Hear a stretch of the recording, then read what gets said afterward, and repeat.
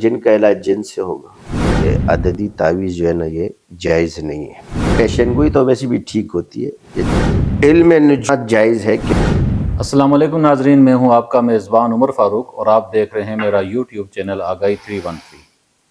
آج ایک مرتبہ پھر ہم موجود ہیں عالم اسلام کی عظیم روحانی شخصیت سلسلہ نقشبندیہ شاذلیہ کے بانی و روح رواں حضرت پیر سید مفتی نور زمان نقشبندی مدظ علم العالی کے ساتھ۔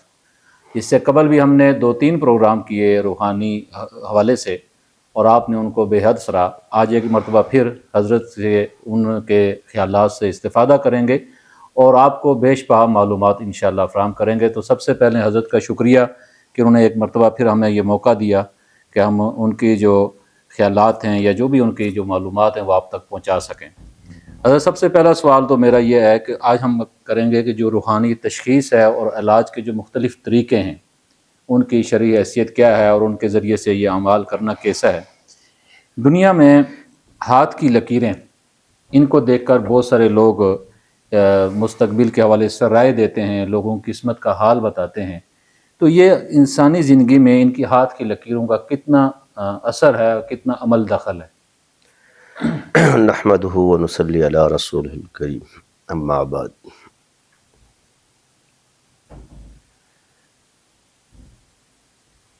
وہ کہتے ہیں قسمت کو ہاتھوں کے لکیروں میں تلاش نہ کر، تقدیر تو ان کی بھی ہوتی ہے جن کے ہاتھ نہیں ہوتے۔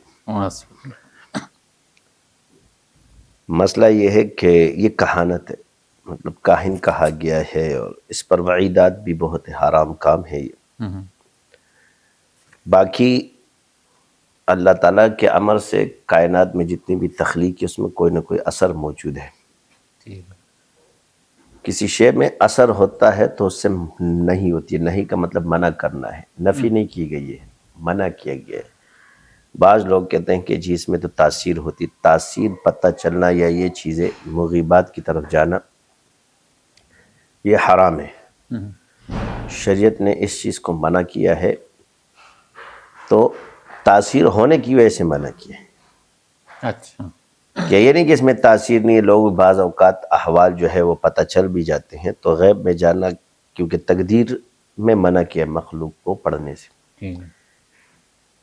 اب اس میں جو منع ہونے کی وجہ کیا ہے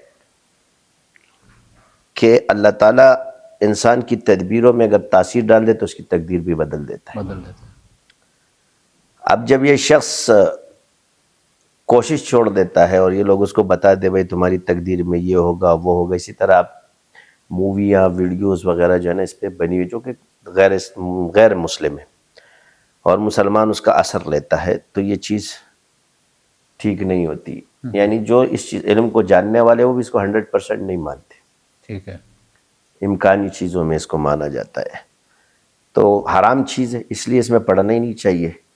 اور علامہ اقبال کا ایک شعر میں اکثر کہا کرتا ہوں کہ خودی کو کر بلند اتنا کہ ہر تقدیر سے پہلے خدا بندے سے خود پوچھے بتا تیری رضا کیا۔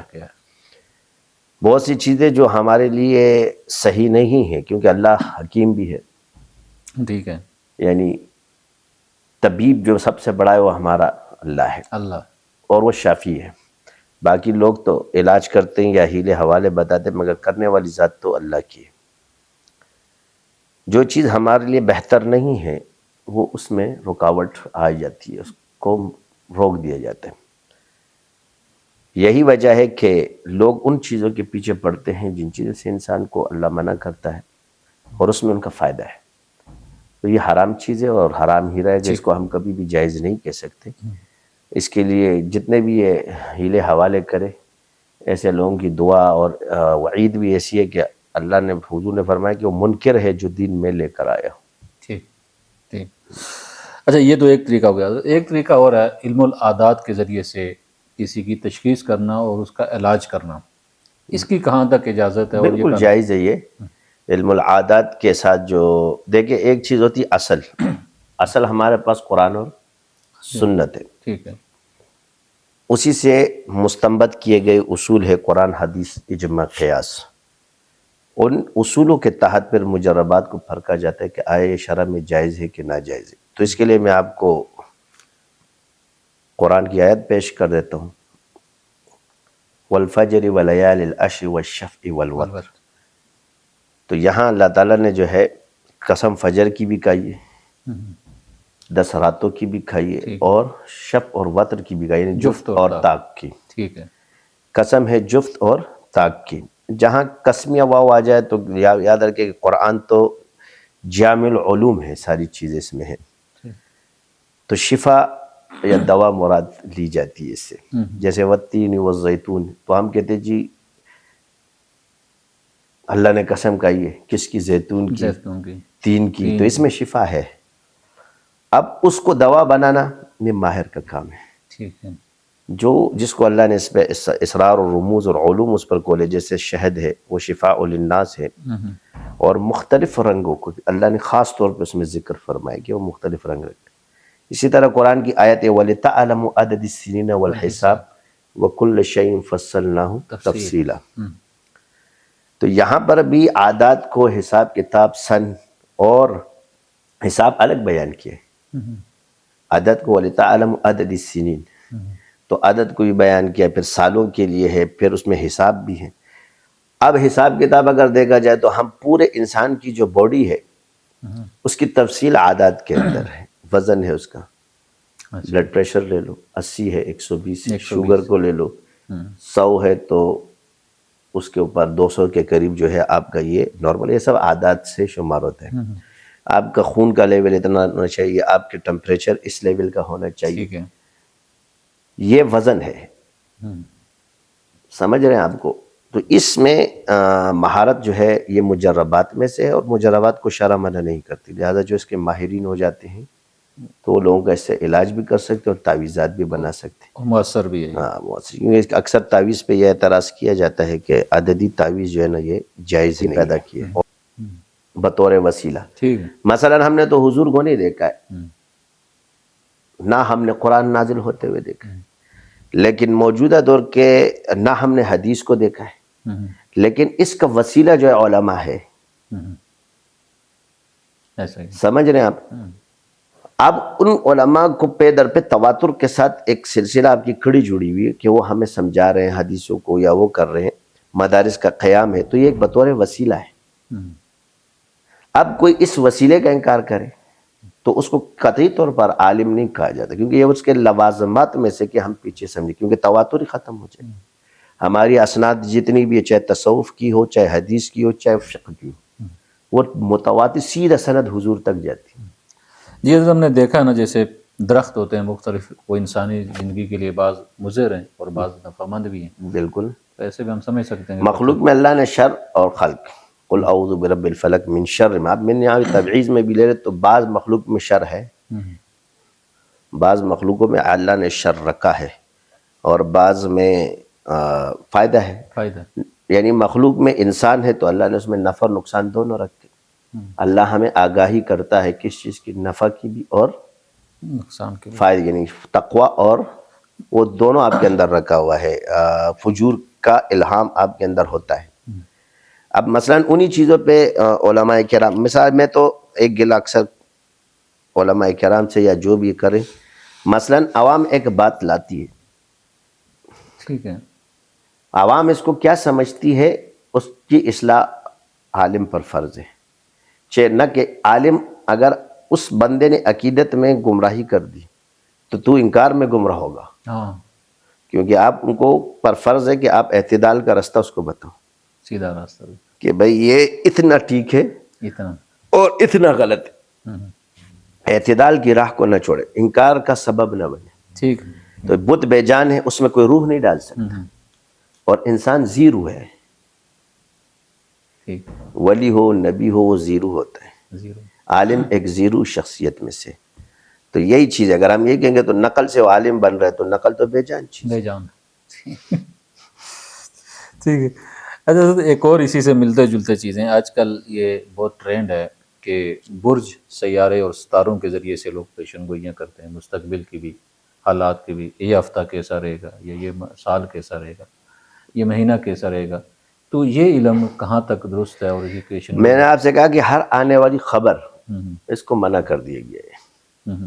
باقی بروج کے تاثیرات جو ہے وہ اللہ نے رکھی ہے، اور وہ انسان کی زندگی پر اور حیات پر اور روزمرہ کی اس پر اثر انداز ہوتی ہے، نفع بھی دیتی ہے اور نقصان بھی دیتی ہے۔ علوم ہے، لوگوں کو آتے، لیکن تقدیر میں جانا اصل چیز ہوتی ہے کہ بھائی تم کیسے جو کل تمہارے ساتھ کیا ہوگا اور کل کیا ہوگا، کل سے منع کیا ہے۔ باقی باعتبار بروج یا کسی کے مزاج کو سمجھنا، اس کے لیے کون سی دوا موافق ہے، کون سا علاج بہتر ہے، کون سا ذکر بہتر ہے، تو بطور تجربات وہ چیزیں اس کے لیے جائز ہیں، لیکن تم غیب کی بات میں ٹھیک نہیں۔ میں نے پڑھا تھا کسی حدیث میں کہ جس نے علم نجوم کچھ حاصل کیا اس نے سحر کچھ حاصل کیا، تو آیا مطلب یہ علم نجوم ہے یہ اس کو حاصل کرنا جائز نہیں ہے یا کسی حد تک درست بھی ہے؟ علم نجوم مثلا اتنا جائز ہے کہ اس میں آپ رستوں کا اور سالوں کا اور جو آپ کے ہمارے کیلنڈر ہے ان کا یہ جائز ہے، مطلب علاج معالجہ موسم یا اس میں رستوں کا تعین جائز ہے، یہ لکھا گیا، مگر اس سے آگے بات وہی ہے کہ تقدیر میں جانا ناجائز ہے۔ یہاں تک جائز ہے، یہ اس کا اعتدال ہے، یہ احادیث سے بھی ثابت ہے۔ تو اس وقت اس کا علم نجوم کا علم، ستاروں کا علم ہے، تو علم کتابوں میں آپ کو مل بھی جائے گا، حضرت عمر سے بھی سارے، تو اتنا نجوم سارے فقہا نے بھی اس کو لکھا ہے کہ جس سے سال کیلنڈر وغیرہ یا یہ چیزیں بنتی ہے وہ جائز ہے، لیکن آگے ہم کہتے ہیں کہ جس میں مزاج کا پتہ چل جائے، یہ دونوں ہم مزاج ہے کہ نہیں ہے، یا یہ مزاج اس کے موافق ہے کہ نہیں ہے، تو یہ چیزیں ناجائز نہیں ہوتی۔ مثلا بہت سی چیزیں ہم لوگ کہتے ہیں جی اس کے نقائص ہے، نقائص علت نہیں ہوتی، ٹھیک ہے، نقصان کو علت سمجھنا اس میں میری رائے ان سے بالکل مختلف ہے، کیونکہ نقصان بعض اوقات آپ کو حلال چیزوں سے بھی ملتا ہے، ہاں ایسا ہی، اس سے وہ حرام نہیں ہو جائے گی، ٹھیک، اور بعض چیزیں حرام جو ہوتی ہے اس کو تداوی بالحرام پر آپ نے تخصص میں پوری کتابیں پڑھی ہیں، پورے باب باندھے گئے کہ تداوی بالحرام جو ہے وہ آپ کے لیے گنجائش کا اضطراری حالت کے اندر تداوی بالحرام کو جائز کرے، تو اس سے وہ حرام چیز حلال نہیں ہو جائے گی، نہیں ہو جائے، ایک گنجائش آپ کو دی گئی ہے کہ یہ بندہ مجبور ہے، مجبوری کی حالت میں یہ اس چیز کو استعمال کر سکتا ہے۔ تو ان چیزوں میں نجوم میں یا کسی بھی چیز میں اتنا کہ بھئی اس کی صحت کا پتہ چلے، مزاج کا پتہ چلے، یہ مزاجن بندہ کیسا ہے اور اس کے لیے کون سی چیز موافق آتی ہے۔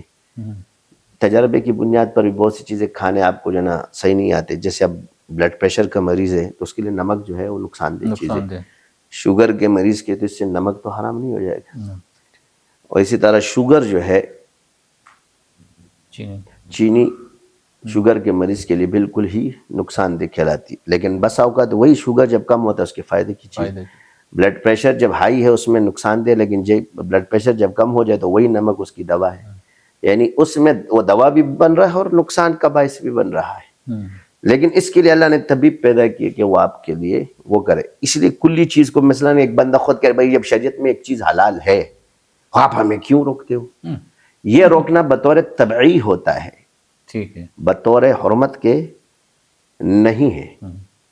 بہت سی چیزیں مثال کے طور پہ شریعت میں جائز ہے، مگر ہر کسی کا وہ مکلف نہیں ہوتا، مفتی ہونا فتویٰ دے سکتے مگر کیونکہ غیر عالم فتویٰ دے سکتے نہیں۔ نہیں۔ اچھا یہ میں ایک اور چیز اس حوالے سے پوچھ لوں کہ بہت سارے لوگ اس حوالے سے جو دنوں کا حال بتاتے ہیں یا سالوں کا حال بتاتے ہیں، ان کا حال یہ بتانا، یہ آپ نے کہا یہ جائز نہیں، لیکن لوگوں کا اس کو ماننا یا ان سے پوچھنا یہ کیسا ہے؟ دونوں، جب ایک چیز ناجائز ہے تو اس کا پوچھنا بھی جائز نہیں۔ ان کی پاس پیشن گوئیاں بڑی درست ثابت ہوتی ہیں، پیشن گوئیاں درست اس لیے ثابت، تو میں نے آپ سے کیا کہا، میں تو پہلے ہی آپ کو نجوم میں کہہ چکا ہوں یا کہانت میں کہہ چکا ہوں کہ اس کا یہ مطلب تو نہیں کہ منیات مانا نہیات میں سے ہے، نفیات میں سے نہیں ہے، نفی نہیں ہے اس کی، ٹھیک ہے، نہیں ہے، نہیں کا مطلب ہے روکنا، یہ چیز مت کرو۔ مثلا میں کہوں کہ جی خنزیر بھی گوشت ہے اور وہ جو ہے نا بکرے کا بھی گوشت ہے، تو دونوں تو گوشت ہے، گوشت، وہ بکرے کا گوشت پیٹ بھرتا ہے اور خنزیر کا نہیں بھرتا، یہ وہ کہ بھائی یہ کیا ہے، دونوں تو ایک ہی طرح کے گوشت ہیں۔